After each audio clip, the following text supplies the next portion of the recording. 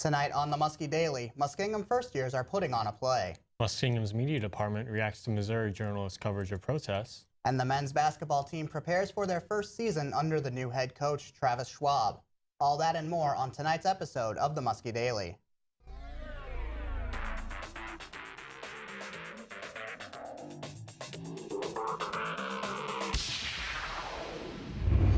Hello, and thank you for tuning in to this edition of the Muskie Daily. I'm Chad Holmes. And I'm Chris Morgan. Topping our news today, a Muskingum University coach charged with assault has pleaded no contest in New Concord Mayor's Court. Head volleyball coach Elizabeth Ziha entered her plea on November 3rd, accepting a $252 fine and a first-degree misdemeanor assault charge. The coach is accused of throwing a water bottle and striking a player in her face during a film review session. According to police reports, Ziha admits having anger issues and needs to be stopped, even if it means being suspended or fired. Ziha was removed from her head coaching position and placed on unpaid administrative leave for the final contest of the season. Muskingum University won't comment on her employment status, and a message was left with Ziha and not immediately returned. Muskingham University's emergency text alert plan Meta is under evaluation after causing some confusion. 2 Meta alerts sent to subscribers last week informing campus to be on the lookout for a suspicious individual. However, the text cut off before saying where the suspect was last seen. Vice President of Academic Affairs Janet Heerbass says improvement is needed with Meta. We've become a little bit more aware of how to use it and how quickly we can get it out.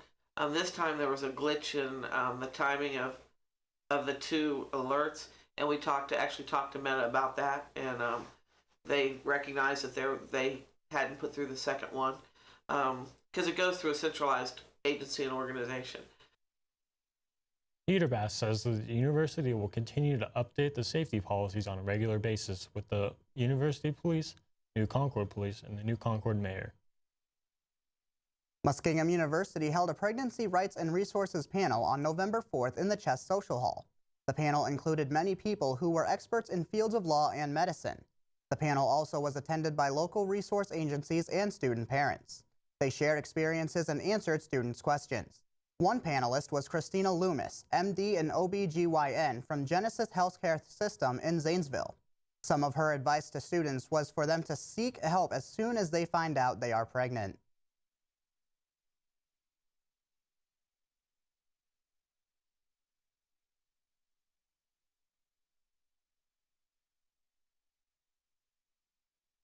Muskingum University first-year students are taking stage in an all-freshman play later this month.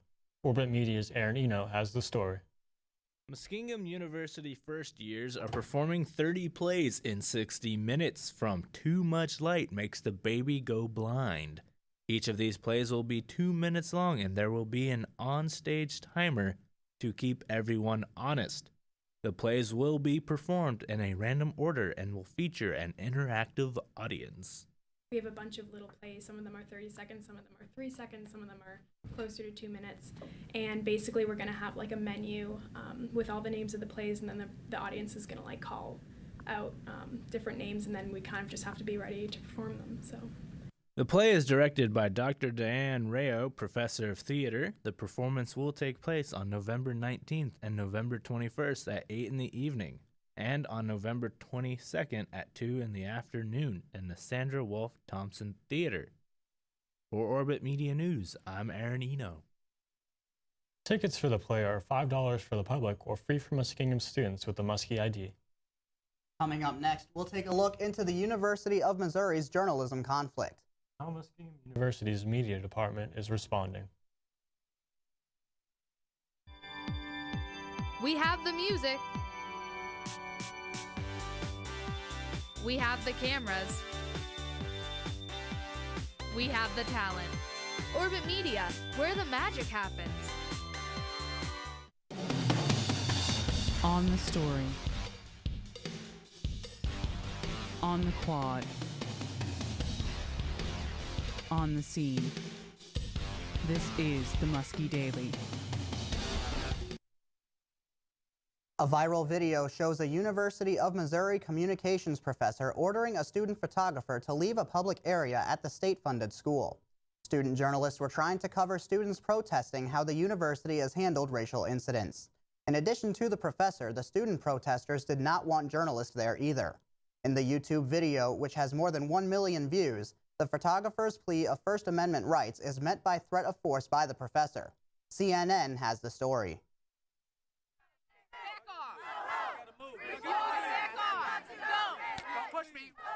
A confrontation between students and a student photographer. Till the photographer shooting the video walks up to this woman. You need to get out. I actually don't. All right. Hey, who wants to help me get this reporter out of here? I need some muscle over here. That woman calling for muscle is Assistant Professor Melissa Click at the university's communication school. She pushes the student photographer, covers his lens, and mocks him. This is public property. Yeah, I know, that's a really good one. I'm a communication faculty and I really get that argument, but you need to go. Directing students to form a human chain to block the journalists from doing their job. Don't let those reporters in. If you've got it, oh, he's a good one. Good one. Good job. We went to Professor Click's office to ask, why would a mass media communications instructor want to stop the media?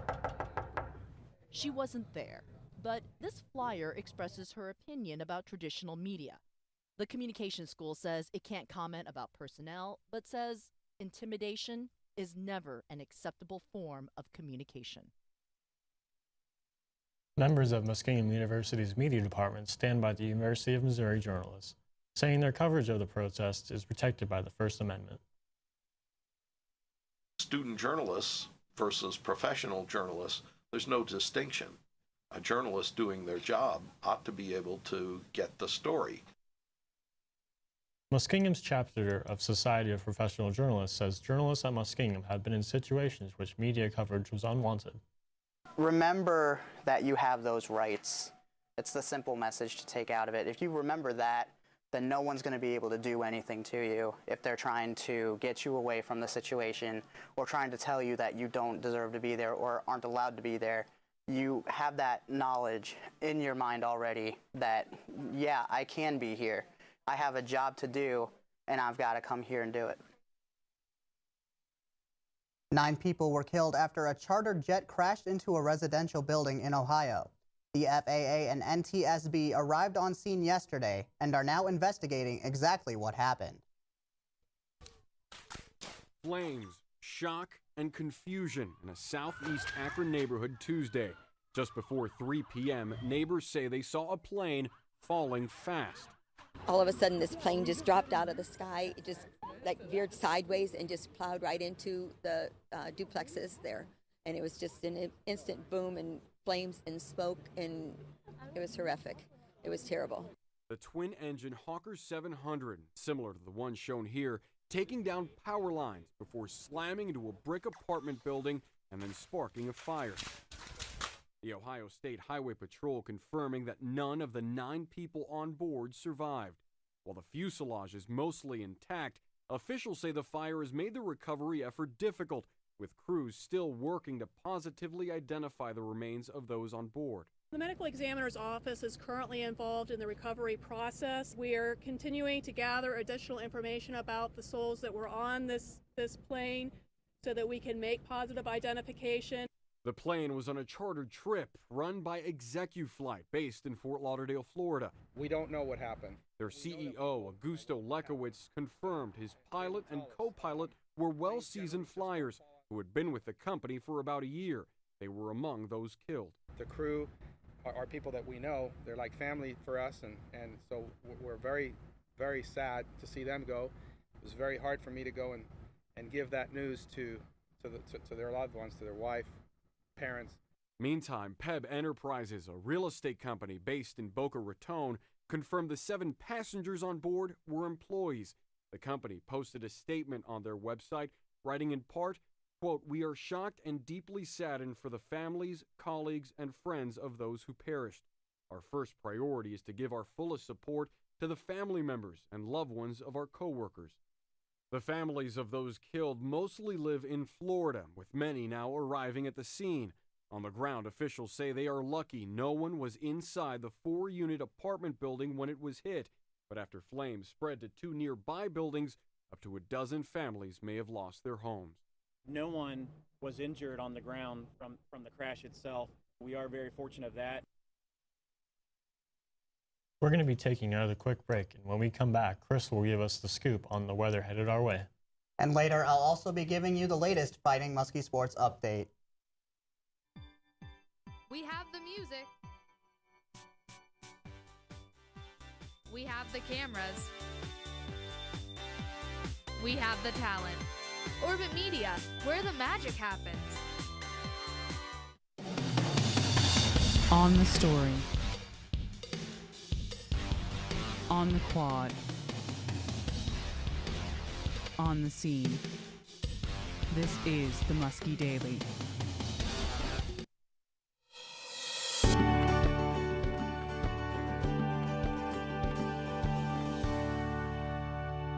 You might want to bundle up or stay inside tonight, New Concord, because there is a wind advisory in effect until 10 o'clock. Tonight's expected to be mostly cloudy for the rest of the night with a low of 39. Tomorrow will be a bit better as it is supposed to be mostly sunny but still cold with a high of only 47. Tomorrow night will be mostly cloudy and bring a chilly 34-degree low. Now here's a look at the extended forecast. We'll be right back, but after a short break, stay tuned because your Fighting Muskie Sports News is up next.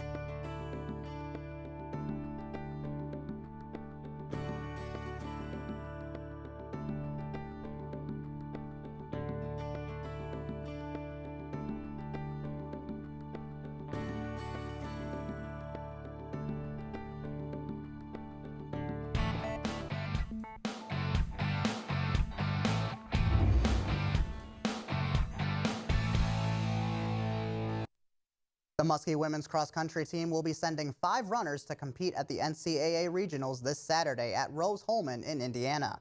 Juniors Julie Phobes, Hannah Gregory, Heidi Snipes, and Josie Baum, along with freshman Riley Walsh, will all compete for the Muskies as they attempt to reach the NCAA Nationals. The men's basketball team has been hard at work preparing for their first season under new head coach Travis Schwab. The team has been in practice since October 26, learning Schwab's system and going over some new plays, while deciding which players will be in the starting rotation this year. Schwab comes into the Muskie program ready to get to work.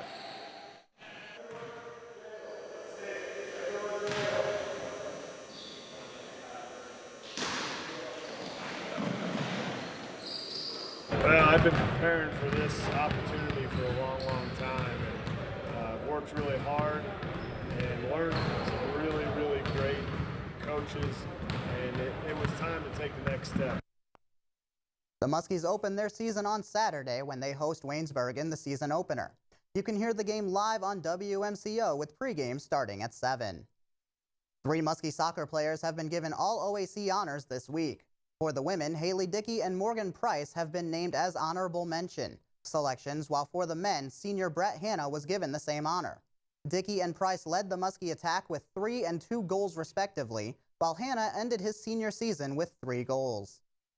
That's all for sports. We'll be right back after the break.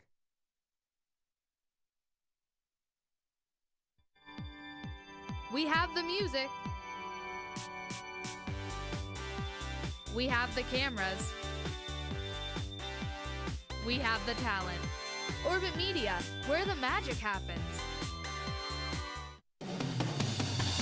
On the story.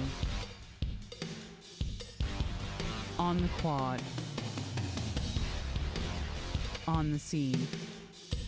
This is the Muskie Daily. The polls for the big concert performer are open and over 200 students have voted. All Muskingum students are eligible to voice their opinion on what country singer should come to campus. The voting takes place on OrgSync and the polls will remain open until November 20th. International students are invited to come to the bottom of the Chess Center to sing karaoke songs. The theme of the night is songs sung by the home country of the singers, and all students are welcome to attend.